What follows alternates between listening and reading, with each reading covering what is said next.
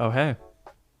Did you miss me? If you're a noob dropshipper, a real cuck that hasn't even gone through Andrew Tate's Hustler University dropshipping course, then I can barely stand the sight of you. Honestly, you disgust me. But even though I despise you, I'm going to teach you today how to go from a complete beta male to an absolute pro dropshipper by revealing the real things that pros do that you frankly aren't doing. Now, when it comes to testing dropshipping products, I would say the biggest difference between a pro god dropshipper and a noob is just patience. A pro understands that when you test a product, there's a chance it's not going to work out the first time you test it. The first offer is not going to fit right. The first audience you market to isn't going to be the right one. The ads that you create are going to suck. And when you are testing a product, you can react to that in one or two ways. You can be the amateur noob that says, ugh, this product, golly, it's all on the product's fault. It can't possibly be my AliExpress ripped off creatives or my product description that I stole from another dropshipper that has no clue what they're doing. When in reality, it is usually because of that. When you're testing a product, you have to give it time. A lot of times you have to give it multiple tries. And I understand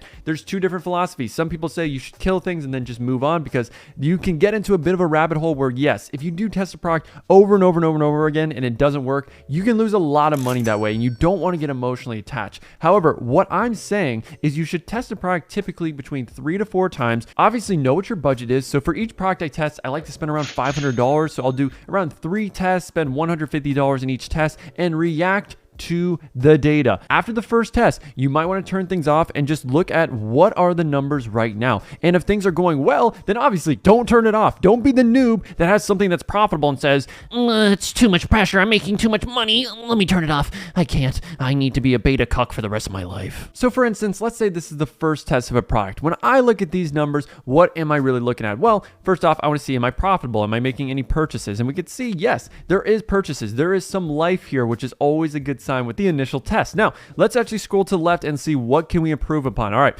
our CPM's very low. We don't really need to change much, but our CTR is frankly terrible. It's at a 0.7%. This should be at least above 1%, 1.5%. So I know immediately, all right, the ad needs a little bit of a tweak. Whether it's tweaking the hookup, tweaking the music, tweaking the angles, the benefits, the marketing, you can change so many different things with your ads. Maybe just testing with an all new ad is going to be the way to go. But clearly, your ads that you're testing right now initially just aren't performing the best that they can. Or there's also a possibility that maybe one of your ads is a winner, but it's just not getting the right amount of spend. So when we go into here, we can see we have 3 ads and let's see what our CTRs are. Okay, so these top 2 are performing very well, but this bottom ad, which has gotten a little bit of spend, is at a 0.3%. So obviously we can retest this product again and just exclude the bottom ad and just test the ones that have the right CTR that are above our KPIs. Now, hypothetically, if my CPCs and CTRs are really good, then the next thing I would look at is how's my conversion rate looking? So we have about 170 link clicks and 1 conversion, which is frankly terrible. It's around a 0.4% conversion rate, which is good. I don't want to throw up in this episode, but honestly, these numbers are making me sick. So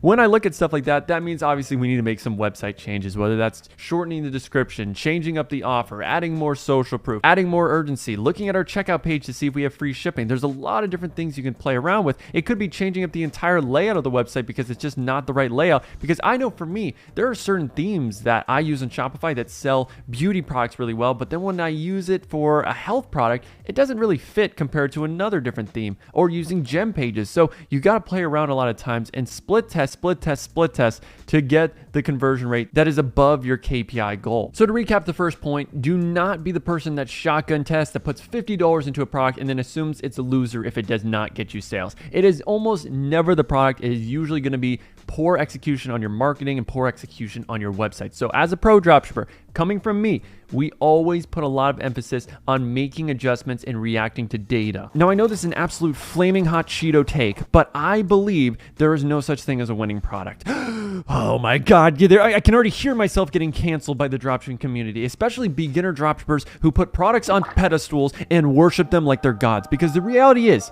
almost any product can be a winner. If it has the right margins, if it has the right perceived value, if there's a big enough market out there for it, you can make any product a winner. You just need to execute it at a high level. And I really do believe the most important part of dropshipping is your creative. If you have a crap creative, no product is ever going to succeed for you. So yes, I'm a firm believer in e-commerce that you can almost make any single product a winner, especially when you look at the examples of very generic and very boring products in the 2000s, but then you would have the active spokesperson, the Billy Mays here with OxyClean, and he would do this dramatic example that would change lives, and it was basically the second coming of Jesus Christ, and he would make you buy so many boxes of OxyClean when really it doesn't do anything crazy. And there were so many other products out there that do the exact same thing, but they weren't selling as much as OxyClean because their ad creatives weren't nearly as good. So when we look at this product right here, this is a normal activewear dress. However, I believe with the right creative, it can definitely be a winner. But let's look at two different types of creatives. One from UGC creators on my team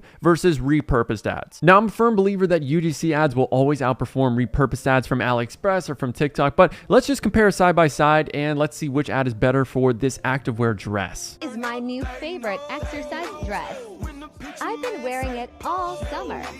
If there is a dress or a skirt with shorts attached to it, best believe I own it. Not bad, honestly, for a repurposed ad. If you can find the right clips that also feel like UGC, yes, stitching them together will work. But again, it's execution. If you choose the wrong clips, if you have the wrong text, the wrong benefits, and if it's not enticing, yeah, the ad isn't going to perform very well, and therefore you're going to blame the product when really it's just a bad ad. Now let's take a look at UGC ads as well from one of our creators. Do you want to look cute while working out? Then you'll Of course I love do. this exercise dress. Oh my The god, that's so material is cute. nice and thin and stretchy, so it's perfect to Oh, exercise go in. girl. And it's also great to wear Yes, queen. Absolutely slaying. Yes.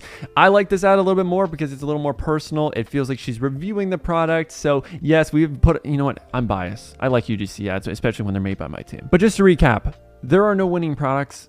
There is only winning marketing. Now, when it comes to dropshipping or any business model at all, execution always beats strategies. You can have the best strategies in the world, but if you can't execute them at a high level, they're useless. And that's why in a lot of cases, you will see people that have made a ton of money with a business model a lot of times be less intelligent than you and know less than you because you're probably someone who has studied a lot, who has watched a lot of YouTube videos, courses, whatever it is. But because you didn't execute those strategies at a high level, you're seeing other people make a lot more money than you. But yet beginners, when you see them studying new business models, they're always hyper fixated on what's the latest ad strategy, what's the latest products to sell. They want people to hand them strategies and they think that's the quick fix to getting fast success. But in reality, when you study the best people in any industry, they will always say, it took me years of learning things the hard way. And you got to be prepared for that when you're new to an industry. You are most likely going to have to sacrifice months or years to get good at executing the different aspects of that business model. And with dropshipping, that's website creation, ad creation, product research, marketing, copywriting. There's so many different things, but it's not just, okay, I learned this one copywriting framework, now I'm a copywriting god. Or I learned this one ad framework, now all my ads are going to be incredible. Or I learned this Black hat TikTok ad strategy that's gonna lower my CPMs to negative 50 cents. In fact, TikTok is going to be paying me to get my amazing ads of my product. I mean, Jesus, it's so stupid, but you see it over and over and over again. And if you want to get good at anything, and if you're seriously wanting to get success with dropshipping, it's always practice. Every single time. You can't avoid it. There's no shortcuts here. Now, in dropshipping and e-commerce, if you don't have a reliable supplier, you don't have a business. And I can't stress how stressful it is to run a business when your supplier is unreliable and they're not shipping out things on time. It can be an absolute headache and a mess, especially if their quality control is also bad. So what I would recommend when you are scaling your e-commerce brand is find a supplier agent, a sourcing agent that you already know has been vetted by someone that you personally know. And a lot of times you want to get these recommendations from Facebook groups,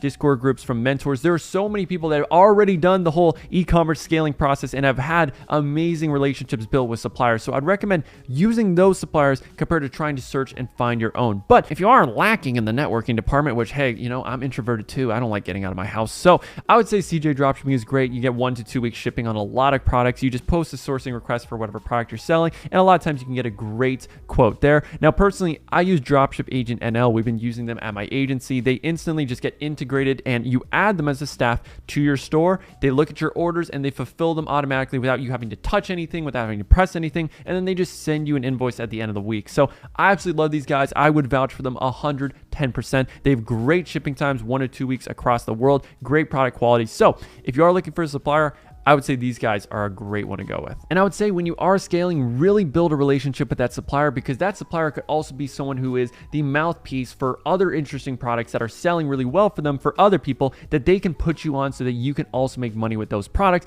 They can also negotiate, because the better your relationship with them, the more you're able to negotiate. And I would say every couple months, I tend to negotiate and try to lower my product costs by sourcing on different other suppliers I know in my network. So I personally have 3 sourcing agents that I like to get quotes from, so that if I am using one sourcing agent for a product, I can go to the other 2, and if they can source the product for cheaper, I can use that as leverage for negotiating a cheaper cost after a few months with working with a supplier that I've been scaling with. Now, if you are looking to make more money with your e-commerce brand, a lot of times it's not going to be through optimizing your ads or your website. It's most of the time going to be the back end of your store just isn't well optimized. So ask yourself, do you have a welcome series flow, a post-purchase flow, a abandonment cart flow? There are so many different flows you can set up that when you set them up one time will instantly make you money with the more traffic that you bring onto your store. So if you want to make your customers more valuable so that you can spend more money to acquire them, it's got to be through back-end optimization, having your flow set up, having campaigns that you send out. And every single month,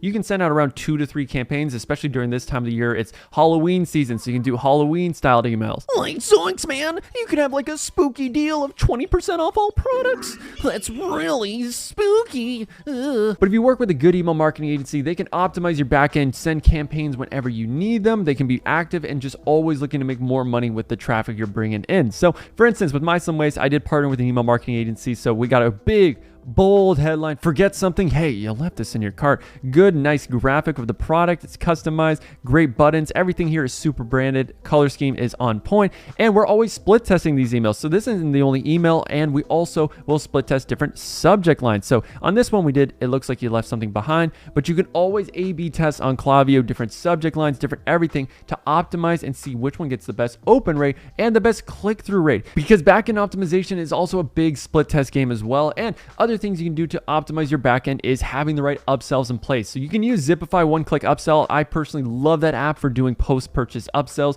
And typically you'll do an offer where, let's say you're selling a product for $20, you might do 10% off it or 20% off it if you buy another one. You can do a cross-sell of a very similar product or a product that works together with the original product that they have bought. There's so many different things you can do, but again, it comes to a lot of times setting it up, looking at the data, and then split testing to see if you can find a more profitable offer. Now, I believe if you want to have success in e-commerce, you need to have a Kaizen-like approach and realize you're never going to know everything and that you can always learn something new from almost every single e-commerce business. And I personally have been doing e-commerce for 4 years, and I feel like I know maybe 1% of everything that has to do with e-commerce, because every day, if you go into Twitter, which I believe is right now the best place to learn about e-commerce, if you follow the right people that are constantly posting about new split tests and new things that you can try around with your ads and your websites and the products that you're selecting, there is so much knowledge, but you just need to know where to look. And a lot of times I would ask yourself, when's the last time you actually invested into a course or a mentor to learn new things? Have you stagnated? Because it's very easy when you are doing e-commerce and you are scaling and you are doing ads for your one brand to get stuck in the motion of things. And I would really recommend